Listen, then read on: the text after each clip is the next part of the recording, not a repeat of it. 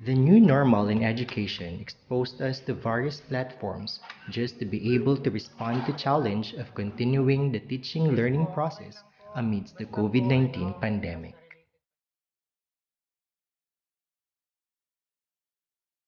Good morning, grade 7. Wednesday morning ngayon, kaya science natin.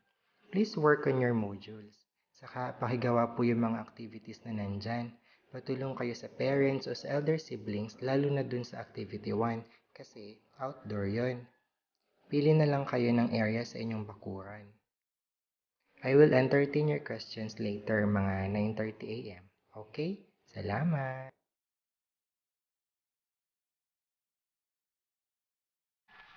Good morning, everyone! For today, we are going to TEACHsir Rodney to visit one of our grade 7 learners to assist him and to facilitate the lessons in his module. So, let's go!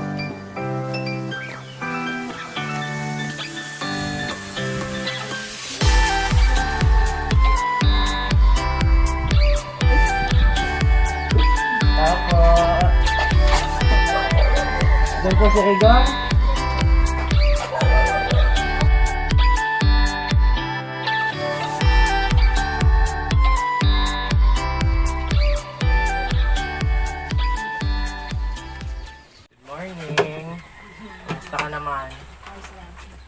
So, since ngayon ay Wednesday, edi schedule natin ngayon ng science. Kita ngayon ay nasa week number 6 na. Ang competency natin ngayong week ay to differentiate biotic from abiotic components of an ecosystem. So, pakibuklat daw yung module mo. Hindi natin sa page sa page 5. Yan. Kita mag-start ng lesson 1 natin ay let us first have a short review. Okay, so mayroon tayong iba't ibang levels of biological organization. So mayroon tayong, ano ba sa dito ay? Organism. Okay, so we have organism, we have tissue, and then cell, and then organ system, saka organ. Okay, so dito sa what's in, you're simply going to arrange these levels of organization from the simplest to the most complex. When we say simplest, yung pinaka-maliit. Then most complex, yung pinaka-malaki. So, if you're going to rearrange this, alin ang uunahin mo? Lagyan mo dito yung kaunahan.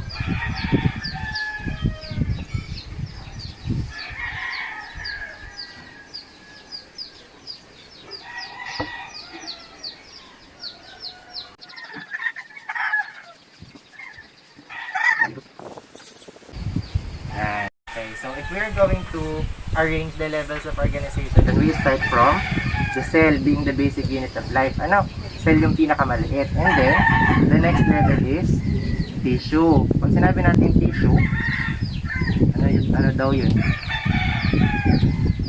It's composed of group of similar cells.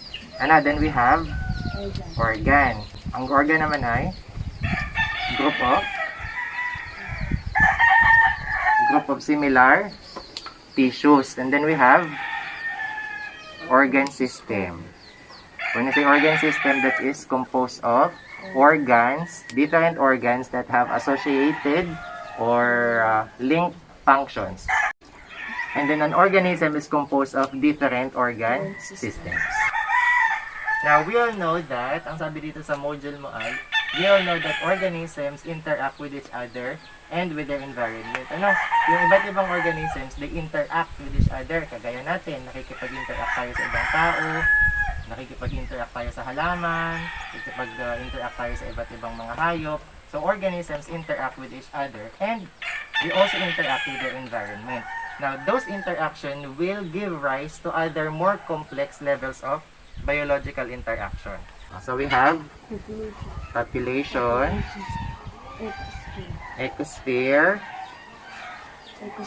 ecosystem, and community. Now, if you are going to add this to your levels of organization, which will come next after organism?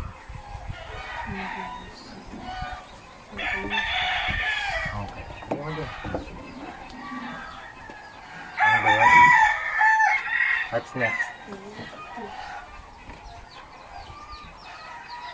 Tama. And then,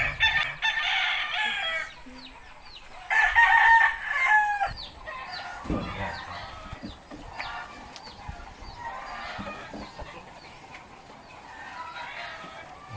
Sure ka na dyan? Okay, so can you please read the levels of organization?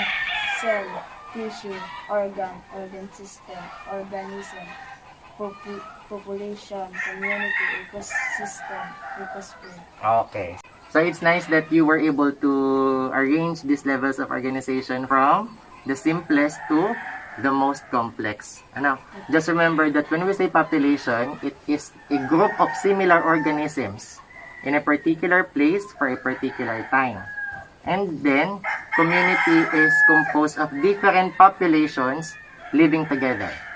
Now, when these different communities interact with each other and with its non-living component, then it will give rise to an ecosystem.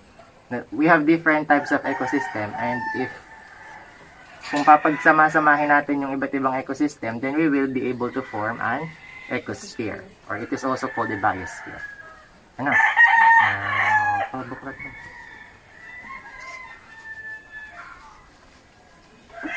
So, for this module, we're going to focus on ecosystem. Now, and for us to be familiar with ecosystem, we're going to perform activity number 1. What's the title?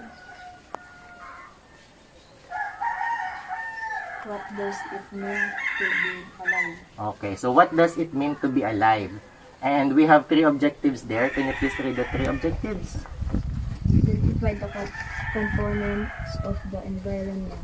Compare living things and non-living things, and describe how organisms Interact. interact with each other and with their environment. Okay, so dapat at the end of the activity ay magawa natin ang 3. Ano? So, ang nakalagay dyan sa activity, we're going to visit an area in your backyard. Ano, madami naman ditong pwede natin i-visit. And then, you're going to observe different organisms that can be found in that area. And then, ano pa nakalagay dyan? We're going to identify which component in the area are living things, which are non-living things. Ano? So, tara. Yan. So, this is an example of an ecosystem. Ano nga ni ang ecosystem? A place where there are living things and non-living things. Okay, very good. Ano, tama. So, when you say ecosystem, that is a system or a place where living things and non-living things interact with each other. So, by that definition alone, malalaman na natin that an ecosystem has living parts or living components and non-living components. So, in this activity, you are asked to observe this environment or this ecosystem, and you are going to list down living things and non-living things that is found or that are found in this area. Ano, so makikita mo dyan sa table dyan, may table dito, alista mo dito yung living things, tapos alista mo dito yung non-living things. O, gawin na lang natin oral.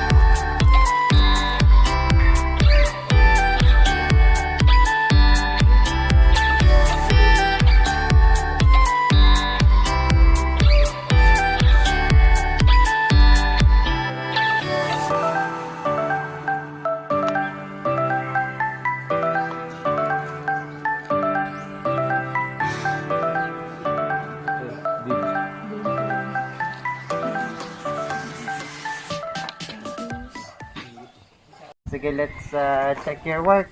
What are the living things that you have included in the table? Coconut. Coconut, living yun. Oh, tama. Ano pa? Spider. Spider. Nasaan yung spider dito? Oh, ano pa? What else? Ants. Saan mo nakita yung mga ants? Saan? Ito po. Sa ilalim ng bato? Opo. Okay, what else? Kamote. Okay. Ano pa? Gabi. Gabi, tama. Orchid. Orchid, correct. How about the non-living things? What are the non-living things that you have found here? Stone. Stone? Water. Asan yung water? Nice, sa bangbang. Ano pa? Deadwood. Deadwood, itong mga driftwoods ay. Ano pa? Soil. Soil. Okay, tama. Meanwhile, other learners perform the activity at home with the assistance of the learning tutors, parents, elder siblings, and some perform it independently. O dito, ano naman dito ang mga non-living things? Tama, ano pa? Ito. O, di naman kita ay. Alin dito ang mga living things? Tama, ano pa? Ano ba to? Non-living things o living things? Living things. Tama naman. Ay, yung bato, ano ba siya? Living things o non-living things? Living things? Mali. Non-living things ang bato. Ano pa ba? Yung mga katulad ng paru-paro. Di ba? Nasa garden tayo ni nanay. Kasi, ano yung paru-paro ba? Living things o non-living things? Living things. Let's answer the guide questions based on the activity. Ano, pakibasa daw yung number 1. Observe the things you have identified as living. What do they have in common? Okay, what do living things have in common? When we say they have in common, ibig sabihin ano ang pagkakapare-parehas ng mga living things? Dumadami. Dahil sila ay dumadami. Kung mapapansin mo yung mga halaman, after several weeks or after several months, meron ng mga suwi, may mga buds na. So, living things have the ability to reproduce. Kahit ang tao ay dumadami din. Yung mga langgam, dumadami din. Mga puno. Ano? Okay, what else aside from they reproduce?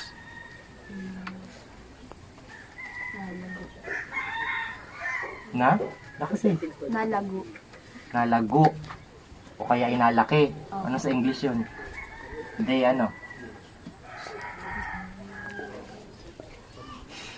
Ano sa English yung nalaki? Yung baby muna, tapos ngayon ay malaki na. Maliit mo ng puno, tapos lumaki na. O they? They big. They grow. Tama. So all living things have the ability to grow. Ano? Sa umpisa sila yung maliliit muna, pero after several weeks or after several years, they grow into bigger organisms. How about question number 2? Can you please read? Observe the things you have identified as non-living. What do they have in common? How about the non-living things? What is common in them? Nalago. Hindi sila nalago. Ano sa English yun? They do not? They do not. They do not grow. They do not grow. Tama. Ano pa? Hindi sila nagdami. Hindi sila nadami. So, they do not? They do not. Ano sa English na nadami? Nalaki wa kayo. Nalaki. They do not reproduce. Ano ang non-living things, naturally, they do not reproduce. Ano kung yan ay isang pirasong bato, kahit ilang taon pa ang dumami, isang bato pa din lang siya. Ano, hindi siya katulad ng mga living things that they grow and they reproduce. Now, let's move to the last question. Can you please read? What interaction do you observe happening among the living and non-living things? Did you observe any interaction between living and non-living? Living things and non-living things live on each other.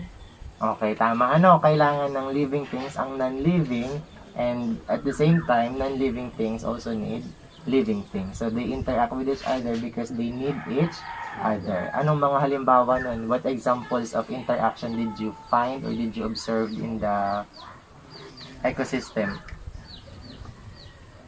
Anong mga halimbawa na nagpapakita na kailangan ng living yung non-living? Halimbawa po ay orchids na nakadikit sa patay na kahoy. Mga tama. So, para mabuhay yung orchids, kailangan niya no dead na driftwood para siya may mapagkapitan. So, in that scenario, that proves that living things depend also on non-living things. Ano pa? How about the ants? Where do they live? Sa ilalim ng bato. So, ants need the rocks because it serves as their protection or their habitat. So, living things depend on non-living things. Now, let us try to understand what is an ecosystem. On page 7, there is a short discussion there that you can read. Basahin daw natin. Ecosystem refers to a community of living things interact.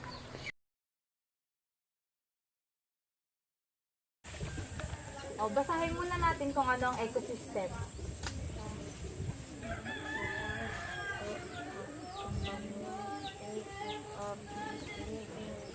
Artificial or man-made ecosystem like an aquarium, a terrarium, and a zoo. Okay, so there you have understood. So there you were given the definition of an ecosystem. So again, an ecosystem is a community where living things interact with each other and with their environment. And sabi din dyan, ang ecosystem din daw ay pwedeng magkaiba-iba ng sizes. There are big ecosystems such as forest ecosystem, ocean ecosystem, grassland, But there are also small ecosystem. We call them micro ecosystem. Halimbawa ay yung mga anthill. That's already an ecosystem kasi meron dong lupa which is non-living. Then meron din dong mga langgam which are living things. So that is already an ecosystem. Pero dahil siya maliit, it is called micro ecosystem. Halimbawa din ay yung aquarium, that is also micro ecosystem. Now, how about the components of an ecosystem? Ano ba yung bumubuo sa isang ecosystem? Can you please read? The biotic components of The basic muna. The basic components of an ecosystem are classified as biotic and abiotic. Number 1, biotic. The biotic component of an ecosystem is composed of living organisms of a community. These include all the producers, consumers, and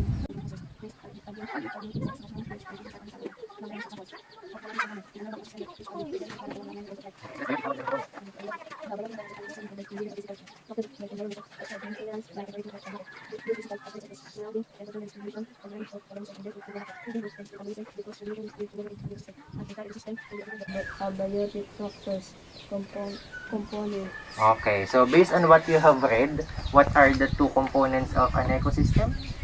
Biotic And? and abiotic. Okay, so we have biotic and abiotic.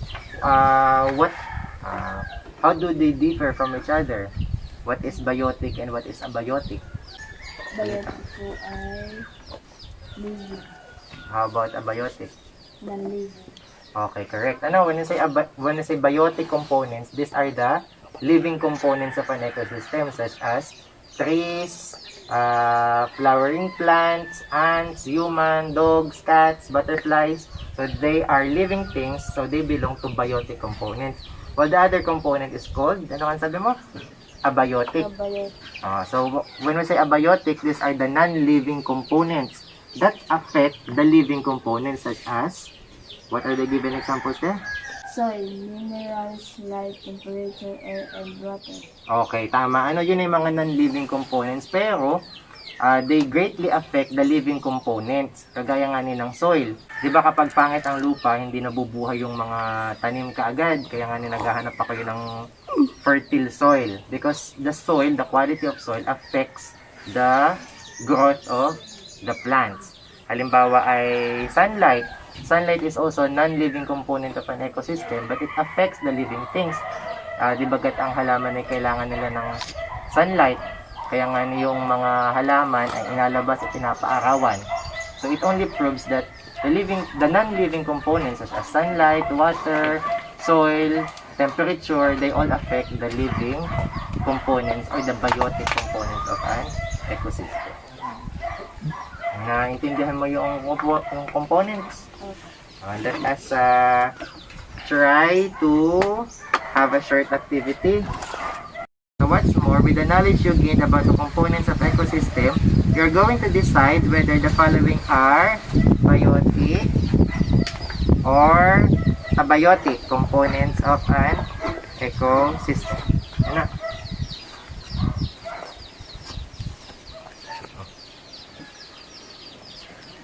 The first one, what's that? Water. Saan na? Biotic. And biotic. Rocks. Abiotic. Banana.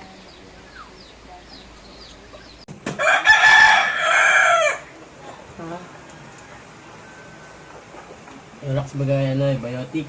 May buhay bagay yung rocks. Dapat yun ay dinayo sa biotic. Bago.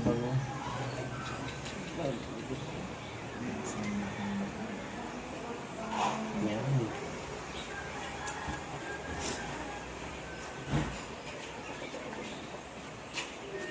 Ang butterfly. Biotic ka biotic? Biotic. Bakit? So again, what are the words that belong to the biotic components? Ants. Banana. Butterfly. How about in the abiotic? Water. Rock. Okay, very good.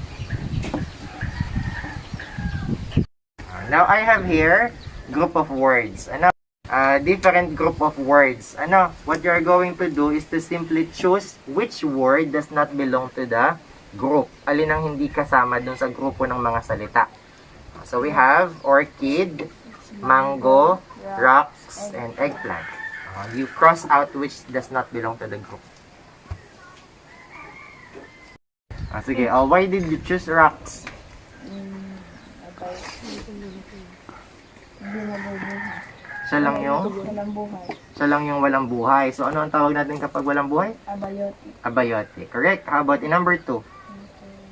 Basta naman nakas. Water, rainfall, sunlight, tree.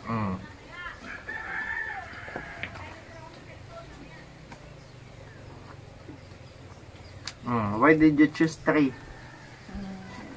Siya lang may iba na nabubuhay. Okay, siya lang yung nabubuhay. So ano siya? Ang component?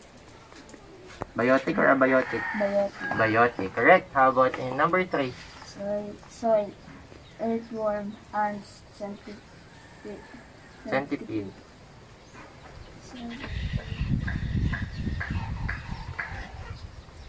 Alin ang hindi kasama?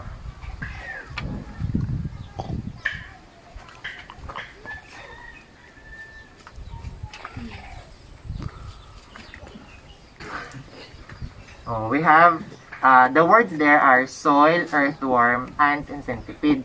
Now your answer is centipede. Let us try to analyze. Is soil biotic or abiotic? Biotic. Soil. Biotic or abiotic? Abiotic. Abiotic. How about earthworm? Biotic. How about ants? Biotic. Biotic. How about centipede? Hindi mo alam yung centipede. Yung, since, aluhipan. Alam mo yung aluhipan? So, that's centipede. So, siya by biotic or abiotic? Biotic. So, among these 4 words, which does not belong to the group? You can change your answer.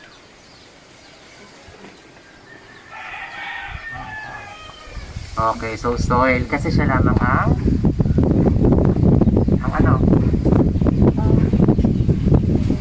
hindi nabubuhay or abayon. Okay.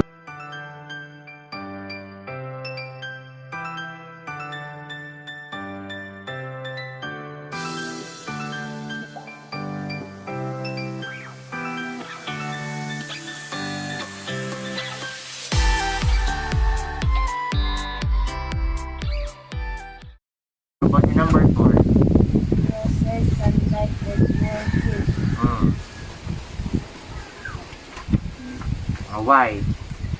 Sila may ibang Ito lang ang ano. hindi nabubuhay. Anong tawag dun sa hindi nabubuhay? Abayot. Abiotic. How about number 5? Temperature, sunlight, humidity, bacteria. Okay.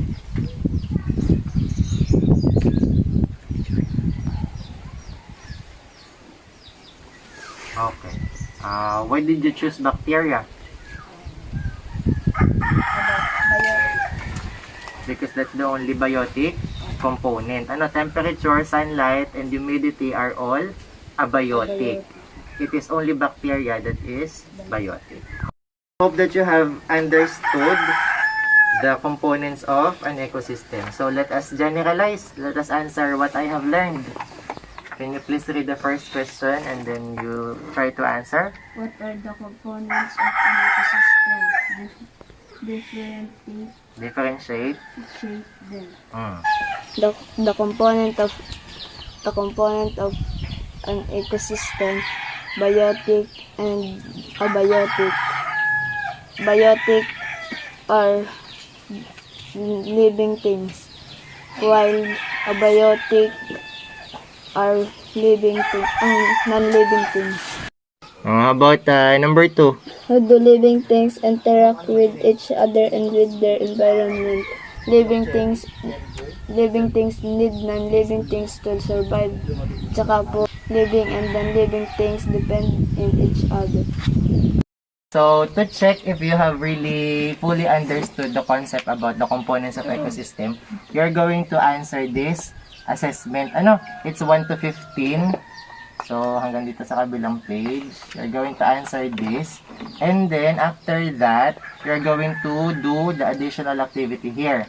Nakalagay dyan, you're going to make a reflection about the importance of the environment in providing the basic needs of organisms. So, magagawa ka ng reflection. Gaano ba kahalaga yung environment para mabuhay yung mga non-living things?